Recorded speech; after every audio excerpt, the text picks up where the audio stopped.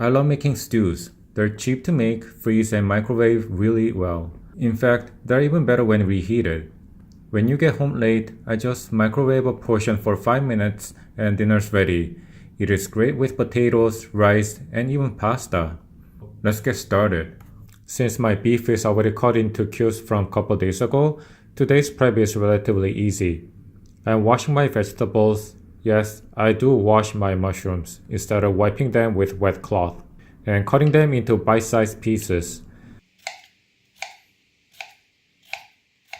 And this is how I generally cut my carrots. It's really easy to cut into pieces that are uniform in size. And I think the irregular shape is appealing as well. When I was done prepping vegetables, I put the beef on paper towel to remove any excess moisture for 3 main reasons. First, you get better browning. Second, meat does not stick to the pan. And lastly, you get less splashing.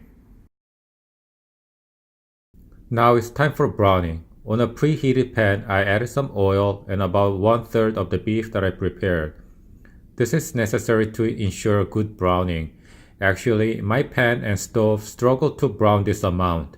When you take a look closely, it appears that one side browned nicely, but as soon as I flipped the meat, the temperature of the pan dropped very quickly and water started to appear. Once this happens, the temperature would never recover and there's no keeping the meat in the pan. It would just boil. So I transferred the meat to the stewing pot and deglazed the pan with the red wine and reduced, and transfer the red wine into the stewing pot.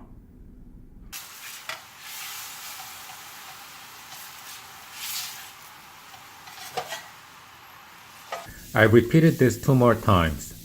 This is the last batch of meat that I seared. As you can see, the amount is significantly less than the first batch, and there's better browning going on with no water. This is how it should be.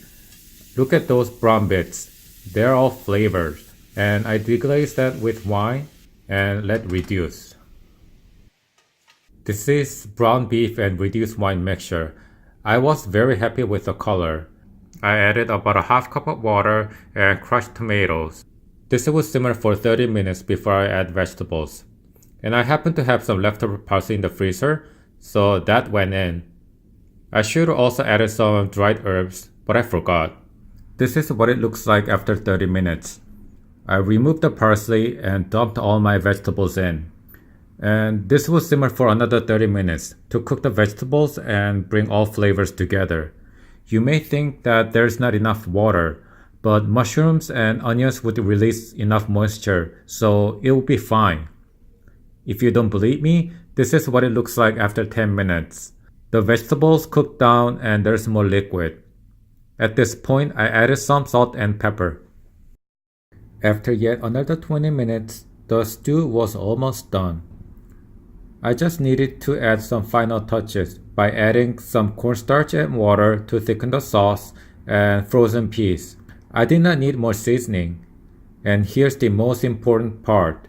You must let it rest for at least 30 minutes.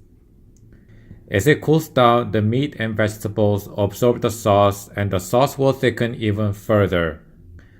The stew will not be touched until the clock is at least 7:24. Well, did I say the stew does not get served until at least 7:24? Unfortunately, the hungry pregnant wife could not wait any further. But even with 20 minutes of resting, there is some visual improvement.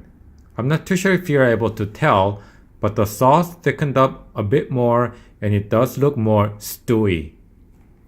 It is time to eat. It turns out to be another successful meal.